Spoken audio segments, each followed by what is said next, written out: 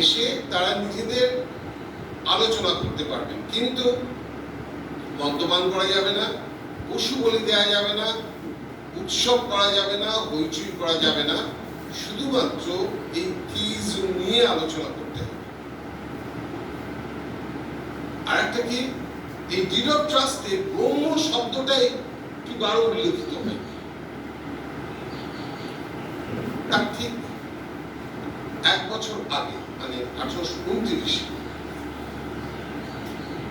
অশোক মুখোপাধ্যায় উল্লেখ করলেন না, কলকাতার প্রথম আর্চ বিশপ, তার নাম ছিল মিডলটন, তিনি খ্রিস্ট ধর্ম গ্রহণে, রামমোহন রায় খ্রিস্ট ধর্ম গ্রহণ করেছেন এই খবরটা পেয়ে অভিনন্দন জানান চিঠি লিখে। রামমোহন রায় কি বলবেন তার উত্তরে আমরা সেটা পরে আসবো। আসলে কেন কলকাতায় এই গুজবটা রটেছিল যে উনি গোপনে খ্রিস্ট ধর্ম গ্রহণ করেছেন, এই গুজবটা রটার পিছনে অনেকগুলো কারণ রয়েছে। আলেকজান্ডার ডাফের সাথে সংযোগ, আর আমি গসপেলের যে লেখা সেখান থেকে রামমোহন রায় তুলে নিয়ে আসলেন খ্রিস্ট ধর্মের সামাজিক নৈতিক দিকগুলো, আর যীশুখ্রিস্ট সংক্রান্ত যে অলৌকিক ধারণাগুলো ছিল সেগুলো তিনি বাদ দিলেন। বাদ দিয়ে 1820-তে লিখলেন প্রিসেপ্টস অফ জিসাস। খেয়াল করে দেখুন, তার মানে একটা ধর্মীয় ব্যাপার সেটাকে সেকুলারাইজ করলেন, অলৌকিক ধ্যান ধারণাগুলোকে বাদ দিলেন। ইতিমধ্যে উনি নিজে ইউনিটেরিয়ান মত চিঠিটা লিখছেন। মিডলটন অভিনন্দন জানাচ্ছেন রামমোহন রায়কে যে আপনি খ্রিস্ট ধর্ম গ্রহণ করেছেন, প্রভুর দয়ার অধীনে আপনি এসেছেন, আপনাকে অভিনন্দন জানাচ্ছি। রামমোহন রায় কি বলছেন? অশোক স্যার বললেন, আমি আবার উল্লেখ করছি, my lord, you are under a mistake. I have not laid down one superstition to take up another. আমি একটা কুসংস্কার, আপনি কোথাও ভুল করছেন, ধন্যবাদ, আপনি কোথাও ভুল করছেন। আমি একটা কুসংস্কারকে ফেলে আর একটা কুসংস্কারকে তুলি। ব্রাহ্মণিজম, ব্রাহ্মণ্য তন্ত্র, ব্রাহ্মণ্য ধর্ম তার কাছে যেমন কুসংস্কার, ঠিক তেমনি খ্রিস্টানিটি তার কাছে কুসংস্কার। একটু লাভ মেরে পেছনের দিকে যাব। পেছনের দিকে যাব কেন? এই যুক্তিবাদী ধ্যান ধারণা এই একদিনে হয় না, এটা দীর্ঘ একটা প্রক্রিয়ার ফল। আপনারা দেখবেন যে অধিকাংশ মানুষই যখন কাজগুলো না বুঝে করে তারা দ্রুত 180 ডিগ্রি শিফট করে। ছিল ভয়ঙ্কর মার্ক্সবাদী, না বুঝেই মার্ক্সবাদী, ফলে ভোর হতে না হতে সে এমন অ্যান্টি মার্ক্সিস্ট হলো, তার মতো মার্ক্সবাদীদের সমালোচনা দুনিয়া দেখা যাবে। কেন?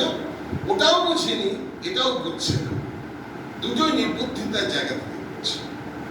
চিন্তার ধারাবাহিকতার অভাব এই ধরনের ভ্রান্ত ভাবনায় আমাদের ঠেলে দেয়। রামমোহন রায় কিন্তু সেটা হয়নি। রামমোহন একটা ধারাবাহিকতার মধ্যে দিয়ে গড়ে উঠেছে। প্রথমে ফার্সি এবং অ্যারাবিক শিক্ষার ফল সুসংগঠিতভাবে প্রকাশিত হচ্ছে 1803-4। এই সময় তোফাকুল মুহাহিদ্দিন স্যার বললেন, আমি বইটা দেখিয়ে দিই, এই বইটা খুব গুরুত্বপূর্ণ। 1803-4 আমরা জানি না তখনও কিভাবে কি সংযোগ হয়েছে না হয়নি। তিনি ফ্রান্সিস বেকনের কথা বলছেন, যদিও ফ্রান্সিস বেকনের কথা পরে আর উল্লেখ করবেন 1823 সালের 11 ডিসেম্বর আমার লেখা চিঠিতে।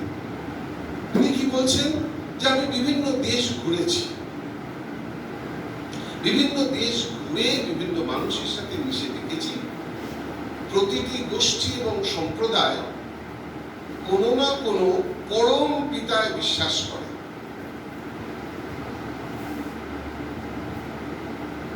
আচ্ছা, এর মধ্যে পদ্ধতিটা কি? পদ্ধতিটা হচ্ছে দুটো। একটা হচ্ছে এমপিরিসিজম, অভিজ্ঞতাবাদ। ফ্রান্সিস বেকন অভিজ্ঞতাবাদের কথা বলছেন। বিজ্ঞান এই অভিজ্ঞতাবাদের কথা বলেন।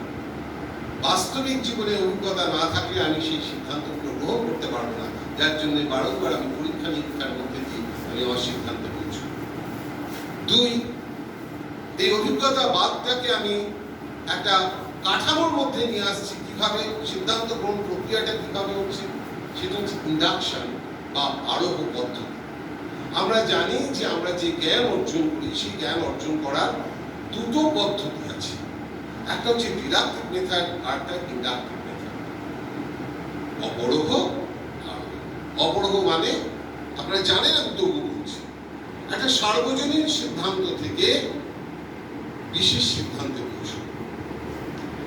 আর ইন্ডাকশন বা আরোহ পদ্ধতি হলো বিশেষ বিশেষ তথ্য থেকে একটা সার্বজনীন সিদ্ধান্তে পৌঁছে। অর্থাৎ বিশেষ থেকে আরোহ পদ্ধতিটা হলো বিশেষ থেকে সার্বজনীন, আর অবরোহ পদ্ধতিটা হলো সার্বজনীন থেকে বিশেষ। খেয়াল করে দেখবেন যে ভারতবর্ষের শাস্ত্রের এত দাপট, এত প্রভাব, যেখানে ঋষি বাক্য, শাস্ত্র বাক্য, টেক্সট, শেষ কথা বলি, টেক্সটে লেখা হয়েছে, বইতে লেখা হয়েছে, দেখো বেদে বলেছে, বেদের কথা, উপনিষদের কথা, অমুক জায়গার কথা ইত্যাদি। অর্থাৎ এই যে আপ্তবাক্য, যা স্বতঃসিদ্ধ, যা আলাদা করে প্রমাণ করার প্রয়োজনও নেই, যাকে বিচার করার আমাদের অধিকারও নেই, এটারই বিরোধিতা করলেন কিন্তু ওনার এই পদ্ধতির মধ্যে দিয়ে, যে আসলে আত্মবাক্য ঠিক নয়, অভিজ্ঞতার মধ্য দিয়ে, আরোহ পদ্ধতির মধ্য দিয়ে সিদ্ধান্তে পৌঁছতে হবে। বিজ্ঞানের প্রাথমিক ধারণা যা ফ্রান্সিস বেকন ইউরোপে প্রয়োগ করেছিলেন, এই ইন্ডাকশন এবং এমপিরিসিজম।